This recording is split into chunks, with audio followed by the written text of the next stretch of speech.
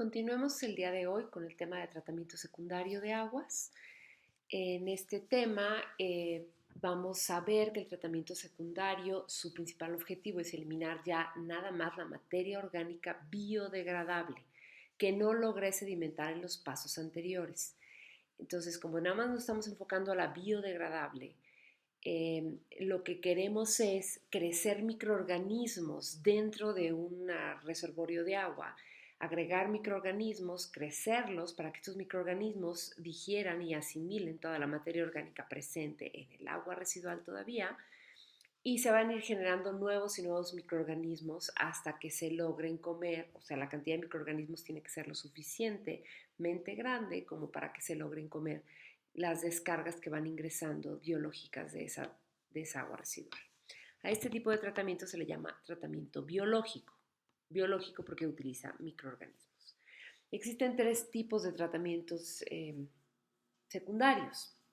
El tratamiento de tipo natural, el que sería como por ejemplo una laguna aireada, simplemente se construye una extensión de tierra muy amplia donde se hace una pequeña laguna y se le agrega oxígeno constantemente, como lo pueden ver aquí, que parece que tiene como burbujas.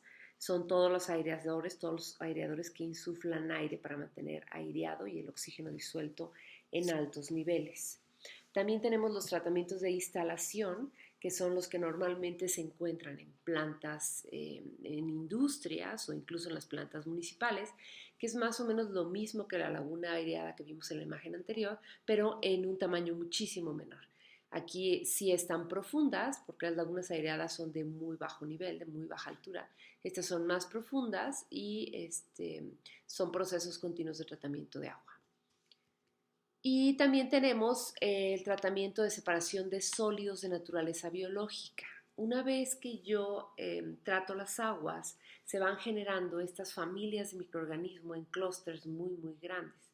Y llega un momento que ese va a ser mi residuo del tratamiento de aguas residuales. Estos residuos también los trato en un sistema biológico aireado.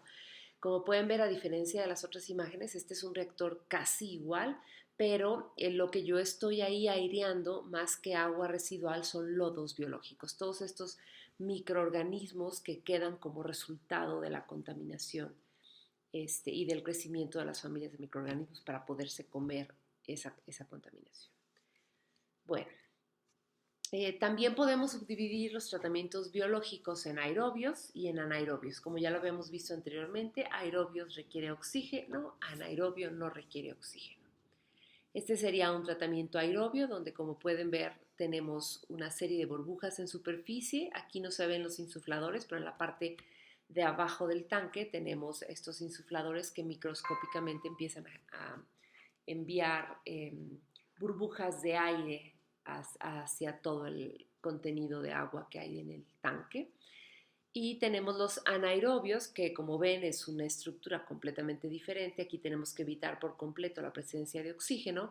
Entonces son reactores cerrados con incluso alguna atmósfera de argón o de neón o de xenón que evite la presencia de oxígeno y se pueda degradar la materia orgánica con microorganismos que no requieren oxígeno. ¿Cuál es la diferencia de tener un proceso aerobio y un proceso anaerobio? Bueno, en un proceso aerobio yo lo que necesito es insuflar oxígeno, entonces necesito tener compresores y sistemas en la parte baja del tanque que me permitan insuflar pequeñas burbujas de oxígeno en todo el tanque y mantener el oxígeno disuelto a un nivel arriba de las 2 partes por millón. Entonces, tenemos un límite en la carga que puede tratar. Los procesos aerobios tratan cargas de agua con calidad contaminada media a media alta. Si tenemos muchísima contaminación, el proceso aerobio no nos va a ayudar a acelerar la degradación biológica. Y entonces, como yo lo que quiero crear en un proceso aerobio es un montón de familias de microorganismos, genero una gran cantidad de lodos, de familias, que le vamos a llamar lodos, pero son familias de microorganismos latentes, vivas, y que a lo mejor hay algunos patógenos dentro de estas familias, entonces se genera mucho lodo. Además, cuando se hace todo el proceso, se nitrifica, o sea, hay bacterias, que son las nitrobacter, que nitrifican todo el proceso. y entonces tengo un mayor rendimiento de depuración, se limpia bastante bien. Aproximadamente alcanzamos un 80-85% y en algunos casos hasta el 90% de eficiencia en la limpieza biológica del agua. ¿Qué pasa en comparación con el proceso anaerobio? El proceso anaerobio es un costo de operación mucho más bajo, no necesito insuflar oxígeno y mantener encendida la planta de tratamiento todo el tiempo, entonces el costo de operación es más bajo y el proceso anaerobio, las bacterias anaerobio se alimentan mucho más rápido y degradan la materia mucho más rápido, entonces son capaces de degradar cargas orgánicas o contaminaciones biológicas muy, muy fuertes, muy agresivas en el agua residual. Los procesos anaerobios los usamos, por ejemplo, en un rastro, los usamos en un hospital donde hay muchísimo residuo, fluidos corporales.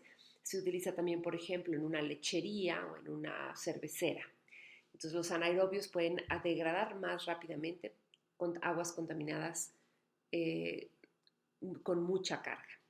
Y como son anaerobios, crecen muy poquitos microorganismos. Con muy pocos microorganismos puedo generar una degradación muy alta. Entonces no tengo tanto lodo, por lo tanto no es necesario una planta de tratamiento posterior, son muy pocos. Pero sí necesita post-tratamientos porque en el proceso anaerobio no se genera la nitrificación y los nitrógenos se mantienen presentes, lo cual en su futuro me puede generar eutrofización. Entonces necesito después del anaerobio hacer un proceso posterior aerobio para poder quitar los nitratos. Y es muy difícil poner en marcha una planta anaerobia, conlleva un periodo de tiempo de 2 o 3 meses para estabilizarla, mantener temperaturas y mantener las atmósferas controladas. Pero bueno, ¿qué se pretende con el tratamiento biológico? Es exactamente lo mismo que vimos en el capítulo anterior, en el video anterior. Lo que quiero es flocular las partículas biológicas que andan volando por ahí como coloides. Nada más que la floculación ahora va a ser biológica, entonces se le denomina biofloculación. A diferencia de la que vimos en el video anterior, una floculación química, esta va a ser una floculación realizada a través del metabolismo de bacterias. Y la biofloculación va a formar flóculos de materia, pero utilizando las familias de microorganismos que son las que me van a generar el flóculo. Este más o menos pueden ver, este es el agua en su imagen, en el lado derecho pueden ver el agua residual sin tratar. Y una vez que yo le agrego bacterias al agua residual, se van a empezar a generar familias y entonces van a empezar a generar flóculos biológicos, como lo pueden ver en la imagen de la izquierda. Si nosotros pudiéramos ver si nosotros pudiéramos ver al microscopio estos flóculos, así más o menos estaríamos viendo. Todas estas círculos y puntitos negros que ven en la imagen son microorganismos que han rodeado y acaparado todas las materias biológicas que tenía el agua residual y están generando estos flóculos, que en su momento pueden ser sedimentados por efecto de la gravedad y los podemos eliminar del agua residual. Entonces, la biofloculación no va a originar ninguna variación química, solamente va a pasar la forma suspendida que no sedimentaba de los materiales biológicos que tenía el agua contaminada y los va a cambiar a una forma suspendida que sí se puede sedimentar. Entonces, el mismo proceso es quitar estos sólidos de naturaleza biológica con microorganismos. El proceso de metabolismo bacteriano pues, es una serie de reacciones bioquímicas que me permiten generar biomasa. Y para que se den una idea de cómo funciona, tenemos dos reacciones, el catabolismo y el anabolismo. En el catabolismo vamos a tener una materia orgánica, que aquí la vamos a ver como cualquier compuesto de carbono, hidrógeno, oxígeno, nitrógeno y fósforo. Cualquier alimento, heces fecales, orina o lo que sea que contenga carbono, hidrógeno, oxígeno, nitrógeno y fósforo, es una materia biodegradable. Bajo un proceso aerobio, o sea, en presencia de oxígeno, los microorganismos me van a generar dióxido de carbono, agua, nitratos y cualquier sal de sulfatos, sulfatos de calcio, de magnesio, etc. Y si yo tuviera un proceso anaerobio, la reacción es diferente. Esta misma molécula se va a transformar otra vez en dióxido de carbono, pero ahora me va a producir gas natural, me va a producir metano, me va a producir ácido sulfídrico, que es el que le da el olor a huevo podrido, y me va a generar amoníaco, el olor fuerte de la orina, por ejemplo. De hecho, el olor fuerte de la orina, cuando sale la orina de nuestro cuerpo, es porque se estaba generando un proceso anaerobio dentro de nuestro organismo. Nuestro organismo maneja procesos aerobios y anaerobios de la misma manera. Y se va a producir agua. Entonces, en el primero no vamos a tener malos olores porque se genera solamente CO2. En el segundo vamos a tener malos olores porque se produce ácido sulfúrico y metano. Ahora, estas son las primeras etapas de reacción de las reacciones bioquímicas, ya sea aerobias o anaerobias. Pero en ambos casos, una vez que yo tengo, que se realiza el proceso de catabolismo, empieza, o más bien concluye con un proceso anabólico, donde después de generar todos estos subproductos de reacción, se genera más células bacterianas. Entonces, en ambos casos voy a generar, gracias a esta reacción, el crecimiento de más y más microorganismos. Ya que tienen alimento y pueden degradarlo, empiezan a tener hijos, por así decirlo, y generan familias. Esos son los procesos bioquímicos que se llevan a cabo. Ahora, ¿cuál es la importancia de las condiciones aerobias y anaerobias? ¿Cómo decidir qué tipo de planta quiero? En una condición anaerobia ya sé, necesito una carga fuerte, pero si mi carga es fuerte, lo interesante aquí es que de toda la carga biológica que trae mi agua, solo el 5% de la biomasa que trae el agua se va a hacer células, microorganismos, a generar más biomasa. Y el 95% se genera biogás, o sea, el metano. ¿Cuál es la gran ventaja de eso? Después de una planta de tratamiento anaerobia, todos los gases que se generan de metano yo los puedo conjuntar en un contenedor y utilizarlo para biogás, para manejar el gas como energía. A diferencia del metabolismo aerobio, el 50% de la materia orgánica se va a biomasa y me va a generar muchísimo lodo biológico y el otro 50% se va a dióxido de carbono que realmente solamente es contaminación al ambiente, no es ningún energético que me beneficie. Esa es una diferencia importante en ambos sistemas. ¿Y qué pasa con la energía? En un proceso anaerobio, solo el 7% de la energía se va a las células porque genero muy poca microorganismos, muy poco crecimiento de microorganismos. Del 3 al 5% se pierde porque el proceso no es completamente eficiente, pero el 90% de la energía lo voy a poder recuperar en biogás y utilizarla en otro proceso posterior. En cambio, en el metabolismo aerobio, el 60% se va a la masa de microorganismos que se van generando y se va pasando a células, más células, más células, a los lodos. Y el 40% de la energía se pierde porque como son sistemas abiertos, se está generando CO2, no hay manera de contener la energía. Esas son las diferencias entre condición aerobia y anaerobia. Pareciera entonces que nos conviene muchísimo más tener procesos anaerobios que aerobios.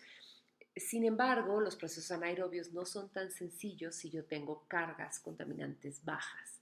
Entonces, las plantas de tratamiento más comunes son las aerobias, porque la mayor parte de la contaminación del agua tiene niveles de contaminación media y media baja.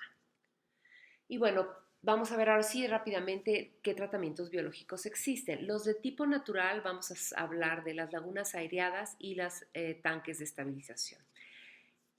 Las lagunas aireadas son estas, ya las habíamos comentado. Normalmente este tipo de lagunas requiere una extensión gigantesca de terreno para poder ser utilizadas, pero los costos son bajos. Solamente requiero ventiladores que pueden ser de su superficie y requieren muy poco oxígeno porque son muy angostas, entonces toda la superficie, porque son muy poco profundas, entonces el oxígeno del medio me ayuda muchísimo a mantener aireada la laguna. Las ventajas de este sistema es que es muy fácil de instalar, simplemente entra el agua, ahí la dejo, no hago absolutamente ningún otro proceso, no hay pretratamiento ni tratamiento primario, es simplemente la laguna de aireación, permito que se sedimenten los lodos y es muy fácil, relativamente económica. La principal problemática es que necesito una extensión de tierra muy grande.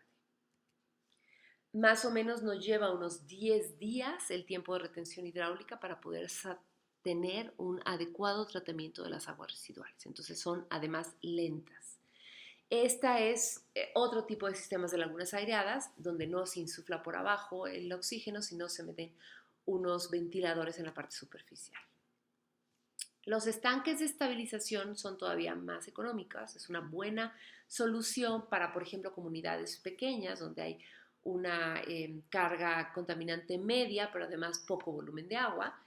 Se usan poco, pero se usan bien en comunidades pequeñas. Y esto sería una laguna de estabilización. Son profundas, entonces yo en una laguna de estabilización voy a tener todos los sistemas biológicos, eso es lo interesante de las lagunas. En la parte de arriba de la laguna, digamos en los primeros 80 centímetros de profundidad, voy a tener una zona aeróbica donde voy a poder tener algas, algunas bacterias, y con efecto de la luz van a funcionar y se van a hacer degradaciones en la parte superficial. Pero una vez que yo me voy más abajo, más profundo en la laguna, en la segunda parte de la laguna, digamos de 1 metro a los 2 metros, voy a tener una zona facultativa. En esta zona van a poder coexistir bacterias aerobias y anaerobias. Y voy a tener una tercera zona que va a ser la zona anaerobia, que está muy profunda, ya no le llega el agua de la superficie, y entonces tengo mayoritariamente bacterias anaerobias y ahí se va a hacer una degradación más rápida. Y por último, al fondo se van a ir depositando tanto los lodos biológicos aerobios como anaerobios. Estos lodos van a empezar a comerse entre ellos mismos y van a generar una zona fuerte de carga biológica que inmediatamente va a ser consumida por la zona aerobia. Entonces, estas lagunas facultativas son muy económicas, no necesito más que construir el tanque de la laguna y ingresar el agua y permitir que las aguas salgan por la parte superficial de la laguna. Las aguas van a salir por acá, como si fuera un pequeño río o una laguna natural. La ventaja de esto es que no tengo que meter aire, ni oxigenación, ni tratamiento previo, ni posterior, ni nada. Lo que sí es muy importante es que estas lagunas solamente aplican para aguas residuales urbanas, heces fecales y residuos de alimentos, y para comunidades pequeñas. Después tenemos los tratamientos de instalación, que son los más comunes, por ejemplo, en las industrias. Vamos a tener sistemas de biomasa fija y de biomasa suspendida. La biomasa suspendida es cuando los microorganismos andan nadando a lo largo del cuerpo de agua o del contenedor, y la biomasa fija son cuando los microorganismos están adheridos a una piedra, por ejemplo, como en el río tienen biomasa suspendida, todos los microorganismos en el agua, que están en el agua, y la biomasa fija son estas piedras que están cubiertas con lama o algo así, todo eso es biomasa o microorganismos que están degradando la materia pero que están fijos en una piedra. Entonces, todo esto que encontramos de manera natural en los ríos y lagunas naturales lo vamos a traducir en unas plantas de tratamiento y se diseñan dos tipos de sistemas. La biomasa suspendida la podemos ver aquí, es este reactor en el centro, es simplemente una pequeña lagunita, como una pileta, bueno, no pequeña, esta está bastante grande, donde tengo sistemas de aireación en la parte baja. Como ven, tenemos aquí algunas espumas que se ve que están agitando el agua, y ahí el microorganismo está nadando como un lodo dentro del agua. Sin embargo, tenemos que es otro tanque de otra empresa tratadora de agua, que es tanque de biomasa fija, que como pueden ver es un tanque como los sedimentadores, pero tengo unas especies de piedrecitas. Bueno, aquí son como unos engranes, que pueden ser piedras, engranes, plásticos, etcétera, que aquí en estos engranes se permite la adhesión de microorganismos. Los pueden ver por aquí, están un poco verdes, la lama se pega, el agua se va agregando lentamente. Observen este tubo que tenemos al centro, y aquí, como en sistema de riego por goteo, digámoslo así, va cayendo el agua residual que queremos tratar, y una vez que el agua residual cae en la superficie de estas piedrecillas o de estos engranes, los microorganismos inmediatamente absorben la materia orgánica que esté presente, y en la parte de abajo del tanque va saliendo el agua ya limpia. ¿Y qué pasa con procesos anaerobios? También vamos a tener biomasa fija y biomasa suspendida.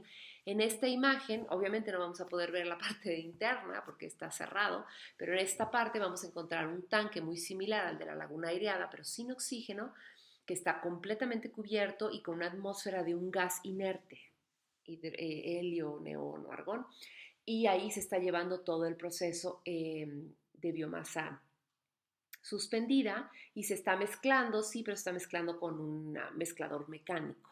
No estoy mezclando con burbuja, nada más tengo una atmósfera inerte. Y bueno, ¿qué pasa con los procesos anaerobios de biomasa fija? Son similares, tenemos reactores altos, como pueden ver en esta imagen, los reactores son muy altos, y tenemos flujos contracorriente. Aquí podemos encontrar como unas pequeñas paletitas. En estas paletitas, a lo largo de todo del bioreactor, se van a encontrar adheridos los microorganismos anaerobios, y lo que yo voy a hacer es ingresar el influente, observen, por la parte de abajo, y voy a hacer voy a intentar que el agua vaya en contra de la gravedad. Esto va a permitir que la velocidad del agua vaya más lenta y me permite que el contacto del alimento, de la contaminación del agua, sea más lento cuando pase el contaminante a través de las paletas. Y entonces el agua sube y el efluente va a salir por la parte superior, y de la misma manera el biogás que se va generando, que son todas las burbujitas blancas, va a salir por la parte superior y yo lo puedo recolectar posteriormente en un tanque de gas para generar energía. Y bueno, esta es la biomasa fija en procesos anaerobios. Ahora, ya para cerrar con el proceso biológico, es importante decirles que recuerden que venimos de un tratamiento primario donde había un sedimentador y eliminé cierto tipo de sólidos. Ahora, cuando entro a mi tratamiento secundario, está entrando del sedimentador primario, entra el influente a un reactor biológico, ya sea aerobio o anaerobio, biomasa fija o biomasa suspendida, pero en este reactor se hace todo el proceso de degradación de la materia orgánica, y como lo que queremos es bioflocular, no lo olviden, estamos biofloculando, entonces después lanzamos toda el agua que está aquí a un sedimentador secundario. Como les había dicho, el proceso de sedimentador también se genera en la parte del tratamiento secundario. Lanzo a un sedimentador, aquí voy a permitir que los lodos biológicos, ya flóculos biológicos, se sedimenten, y voy a sacar el agua tratada de este proceso al siguiente proceso de tratamiento, que es el tratamiento terciario. Y por la parte de abajo voy a sacar los lodos biológicos, que son residuo de este tratamiento, y nuevamente, como les comenté, de estos residuos se van a otro tratamiento nada más para tratar lodos, como lo vimos en las imágenes del inicio de este video. Y bueno, aquí dejamos con tratamiento secundario. En el siguiente video vamos a concluir con el proceso de tratamiento, viendo tratamiento terciario y desinfección.